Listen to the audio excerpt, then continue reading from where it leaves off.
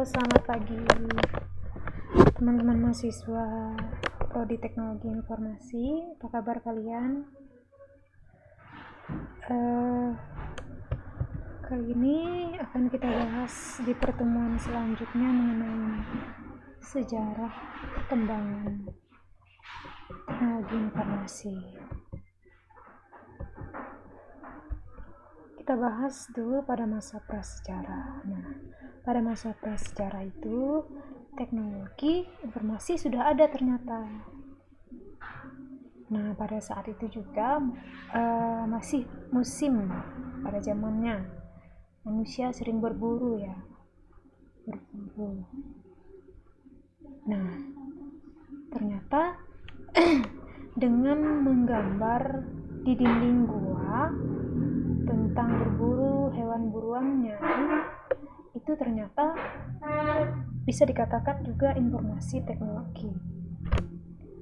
Nah, kemampuan komunikasi dan mengucap bahasa juga terbatas pada saat itu. Mereka masih menggunakan bahasa isyarat dan gerakan tangan.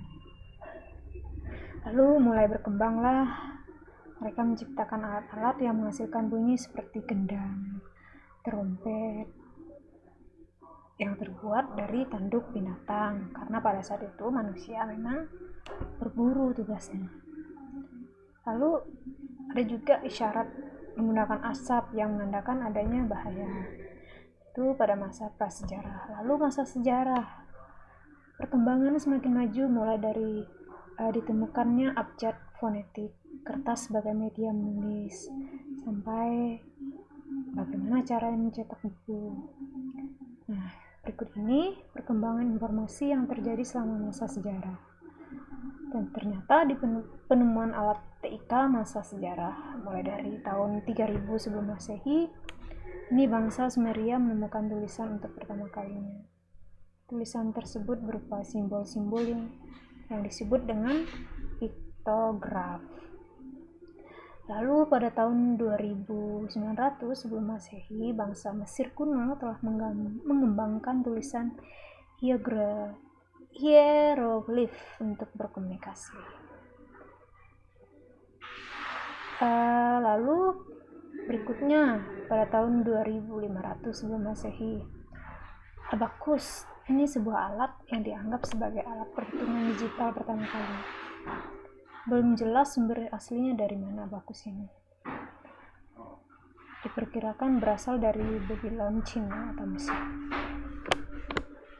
Selanjutnya pada tahun 1775 sebelum Masehi, bangsa Yunani memperkenalkan sistem penulisan dari kiri ke kanan dengan menggunakan abjad fonetik, yaitu huruf yang dibuat berdasarkan bunyi ucapan.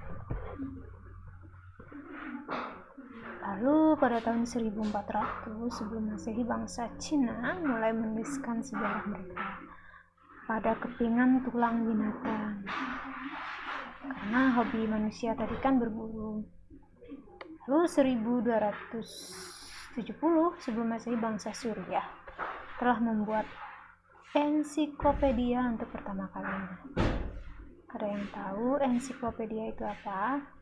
Ensiklopedia itu adalah seperti sebuah situs yang di dalamnya berisi informasi, sama seperti Wikipedia ya. Lalu pada tahun 900 sebelum Masehi, bangsa Cina lagi nih membuat sistem pelayanan pos dan kantor pos yang pertama. Berikutnya pada tahun 776 sebelum Masehi, bangsa Yunani mempergunakan burung merpati untuk mengirimkan informasi, bisa ya. Jadi burung merpatinya diajarin, dididik bagaimana caranya mengirim sebuah informasi dalam bentuk surat, lalu suratnya ditaruh ke burung merpati tersebut, lalu burung merpatinya menyampaikan pesannya kepada si penerima gitu ya. Lalu selanjutnya pada tahun 530 sebelum Masehi, bangsa Yunani juga membuat perpustakaan untuk pertama kalinya. Pada tahun 500 sebelum Masehi, bangsa Mesir kuno menggunakan serat pohon papirus sebagai kertas. Keren ya. Lalu pada tahun 105 sebelum Masehi, bangsa Cina menemukan kertas. Orang yang menemukan kertas itu bernama Tsailun. Nah, kertas tersebut terbuat dari serat pohon bambu ya, yang dihaluskan, disaring, dicuci, diratakan, dan kemudian dikeringkan. Gitu ya kata informasinya. Lalu pada tahun 14 Masehi ini, bangsa Romawi secara resmi membuat sistem pelayanan pos. Next, pada tahun 37, Kaisar Tiberius dari Roma menggunakan cermin sebagai alat mengirim pesan, heliograf. Keren. Bangsa Cina menciptakan mesin cetak pertama yang terbuat dari lempengan kayu ukir.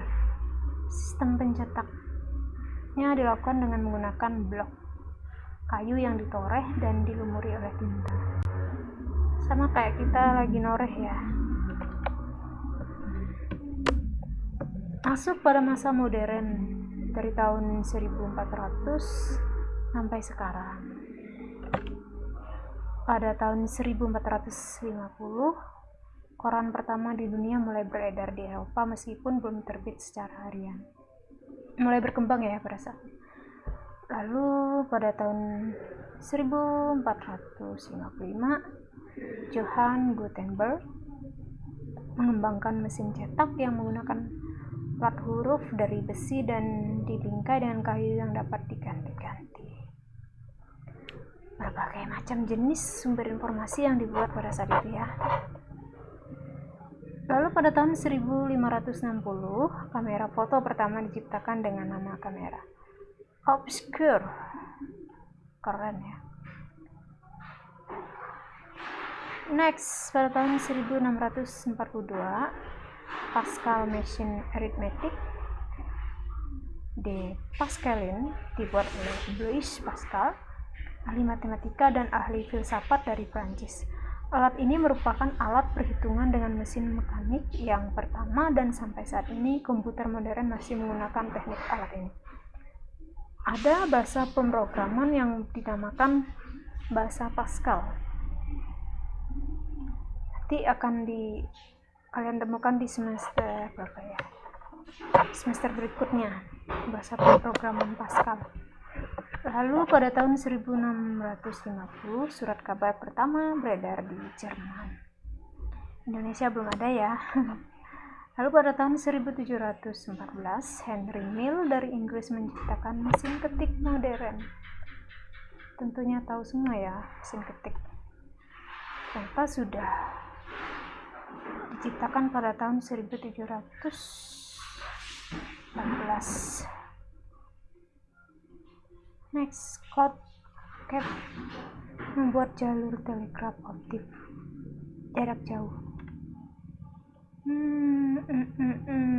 Berikutnya, pada tahun 1821, mikrofon untuk pertama kalinya ditemukan oleh Charles Wheatstone. Lalu pada tahun 1830, Augusta Lady Byron menulis program komputer yang pertama bekerja sama dengan Charles, yaitu menggunakan ide mesin analytical. Lalu pada tahun 1831, Joseph Henry menciptakan jalur listrik pertama di dunia. Kalian bisa baca sendiri ini. Oh, ini pada tahun 1876, Thomas Alva Edison menemukan mesin fotokopi pertama. Alexander Graham Bell menyatakan dirinya telah menciptakan pesawat telepon. Keren ya. Masih pada tahun ini loh, pesawat telepon sudah tercipta. Lalu pada tahun 1888 diciptakan gulungan film untuk memotret oleh siapa? George Eastman. Masih pada Thomas Alva Edison menciptakan film bersuara pertama di dunia berupa audio ya, sudah diciptakan oleh beliau pada tahun 1910. Lalu pada tahun 1936 komputer pertama di dunia dengan nama Jet 1 telah diciptakan oleh Conrad Zuse. Wah, masih banyak.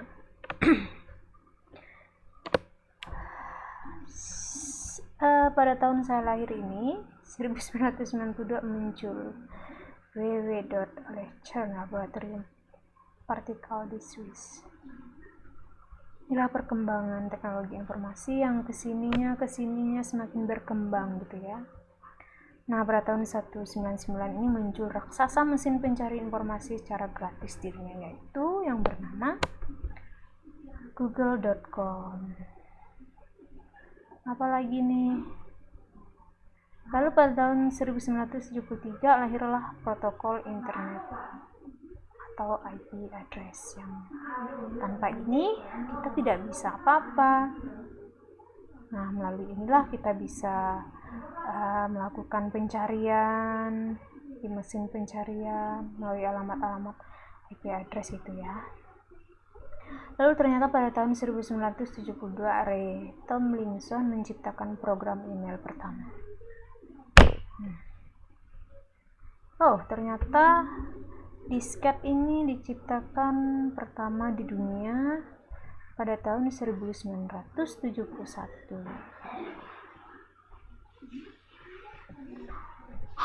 Lalu makin kesini, sejarah berkembang komputer terbagi menjadi 5 generasi. Apa saja pada generasi pertama yang mempunyai ciri menggunakan tabung vakum yang fungsinya untuk memproses dan menyimpan data, cepat panas dan mudah terbakar tabungnya tersebut kekurangannya ya. Lalu oleh karena itu beribu-ribu tabung vakum diperlukan untuk menjalankan operasi keseluruhan komputer, yang tentunya memerlukan daya yang sangat besar. Nah, pada komputer generasi pertama ini gimana bentuknya? Pasti satu buah rumah gitu ya, 100% berbentuk elektronik. Komputer generasi pertama ini dikarakteristik dengan fakta bahwa instruksi operasi dibuat secara spesifik untuk suatu tugas tertentu. Setiap komputer memiliki program kode biner yang berbeda yang disebut dengan bahasa mesin. Bahasa Inggrisnya machine language. Hal ini yang menyebabkan komputer sulit untuk diprogram dan dibatasi kecepatannya pada saat itu, pada generasi pertama. Lalu apa aja ciri-ciri komputer pertama ini, generasi pertama ini? Programnya dibuat dalam bahasa mesin, menggunakan konsep store program. Komponen yang digunakan adalah tabung hampa udara. Ukuran fisiknya besar sehingga membutuhkan daya listrik yang besar, serta dapat disimpan pada magnetic tape dan magnetic disk. Contohnya komputer IBM 701 yang dibuat pada tahun 1953 yang merupakan komputer komersial, tentunya yang berukuran besar. Sedangkan IBM 705 ini yang dibuat pada tahun 1959 digunakan dalam industri. Next, pada generasi kedua, pada tahun 1959 sampai dengan 1965, pada tahun 1948 penemuan transistor sangat mempengaruhi perkembangan komputer. Transistor itu ini ya, transistor. Saya juga belum tahu bentuknya gimana. Ini yang saya temukan di Google. Transistor ini menggantikan tub vakum di televisi, radio, dan komputer. Akibatnya, ukuran mesin-mesin elektrik berkurang drastis. Transistor ini mulai digunakan di dalam komputer mulai pada tahun 1956.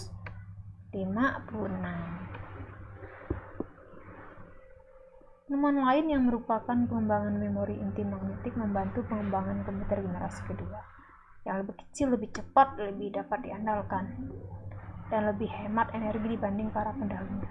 Nah, pada mesin pertama yang memanfaatkan teknologi baru ini adalah superkomputer yang sebelumnya sudah kita bahas ya. superkomputer itu seperti apa. IBM membuat superkomputer bernama Stretch, dan Sperry-Rand membuat komputer bernama LARC atau LARC. Komputer ini yang dikembangkan untuk laboratorium energi atom yang dapat menangani sejumlah besar data dengan kemampuan yang sangat dibutuhkan oleh peneliti atom. Komputer pada generasi kedua ini mengganti bahasa mesin dengan bahasa assembly. Nah, bahasa assembly ini adalah bahasa yang menggunakan singkatan-singkatan untuk menggantikan kode binar. Nanti akan kalian temukan di mata kuliah pemrograman. Komputer-komputer generasi kedua ini merupakan komputer yang sepenuhnya menggunakan transistor. Ini tadi ya, transistor ya. Mereka juga memiliki komponen yang dapat diasosiasikan dengan komputer pada saat ini seperti printer, penyimpanan dalam disket, memori, sistem operasi, dan program. Salah satu contoh penting komputer pada masa ini adalah IBM 1401 yang diterima secara luas di kalangan industri. Beberapa bahasa pemrograman mulai bermunculan pada saat itu. Bahasa pemrograman Common Business Oriented Language atau disingkat dengan COBOL, dan formula translator atau disingkat dengan Fortran sudah mulai umum digunakan ya. Lalu ada bahasa pemrograman ini yang mengganti kode mesin yang rumit dengan kata-kata, kalimat, dan formula matematika yang lebih mudah dipahami oleh manusia.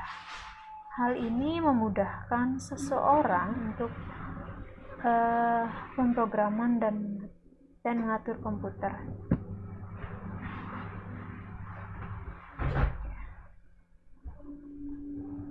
Kita lanjut ya, saya cek. Ciri-ciri komputer generasi kedua antara lain kapasitas memori utama cukup besar lah ya. Lalu komponen yang digunakan adalah transistor yang jauh lebih kecil dibandingkan tabung hampa udara tadi pada komputer generasi pertama tadi. Lalu menggunakan magnetic tape dan magnetic disk yang berbentuk removable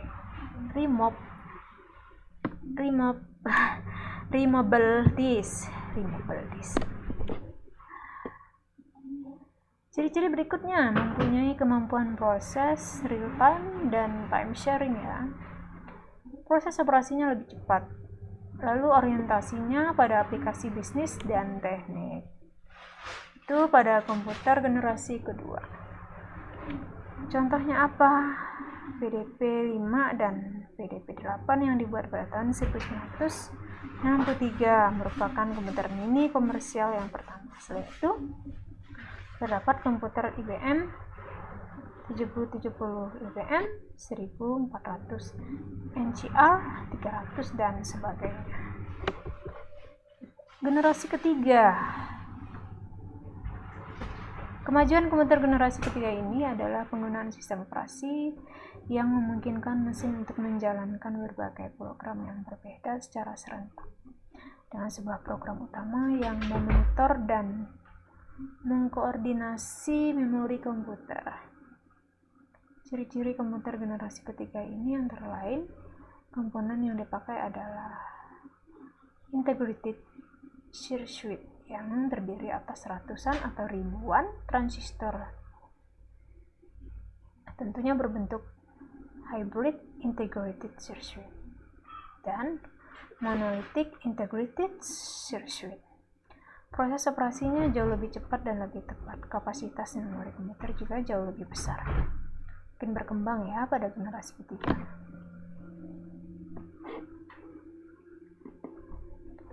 Lalu ukuran fisik jauh lebih kecil sehingga penggunaan listrik lebih hemat. Mulai kesini, makin kesini, ternyata komputer makin kecil. Lalu menggunakan magnetic disk yang sifatnya random access. Dapat melakukan multiprocessing dan multiprogramming. Alat input-outputnya mengalami pengembangan dengan menggunakan visual display terminal, serta dapat melakukan komunikasi data dari satu komputer dengan komputer lainnya melalui kabel LAN ya. Contohnya komputer IBM seri 30, Nova, CBC 3000, dan lain sebagainya. Lalu generasi keempat ini terhitung sejak tahun 1970. Orang tuanya tentu sudah lahir ya pada tahun ini. Sejak tahun ini dunia komputer mengalami dua perkembangan penting, yaitu menggunakan LSI, Large Scale Integration, yang disebut juga sebagai Bipolar Large Scale Integration, serta menggunakan mikroprosesor dan semikonduktor yang berbentuk chip untuk memori komputer. Ini berkembang ya. Contohnya, komputer IBM 370 menggunakan Intel 4004 mikroprosesor yang dikembangkan pertama kali pada tahun 1971 oleh perusahaan Intel tentunya, dengan menggunakan chip mikroprosesor. Ternyata pada generasi keempat ini sudah ada ya Intel ya.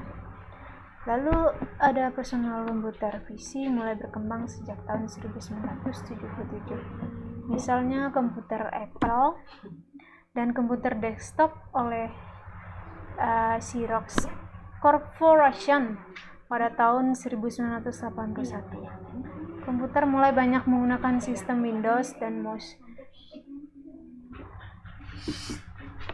Lalu masuk ke generasi kelima. Pada generasi kelima ini komputer sedang dalam pengembangan. Komponen yang dipakai adalah VLSI, Very Large Scale Integration. Saat ini sedang dikembangkan oleh Deception Function yang diramalkan dapat mengganti keberadaan chip ya. Negara yang mempelopori perkembangan komputer generasi kelima ini adalah Jepang. Kemungkinan pengembangan komputer lainnya ialah kemampuan komputer dalam memecahkan masalah sendiri dengan bantuan artificial intelligence. Hal ini dapat diterapkan untuk mengoperasikan robot. Jadi orang menciptakan robot itu menggunakan bantuan artificial intelligence. Akan kalian dapat di semester kemungkinan di semester 5 ya.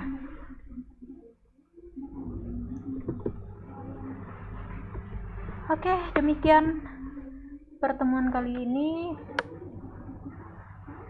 Mungkin teman-teman bisa bertanya melalui chat, Japri atau melalui Japri ya sebaiknya ya, mengenai materi yang saya jelaskan kali ini.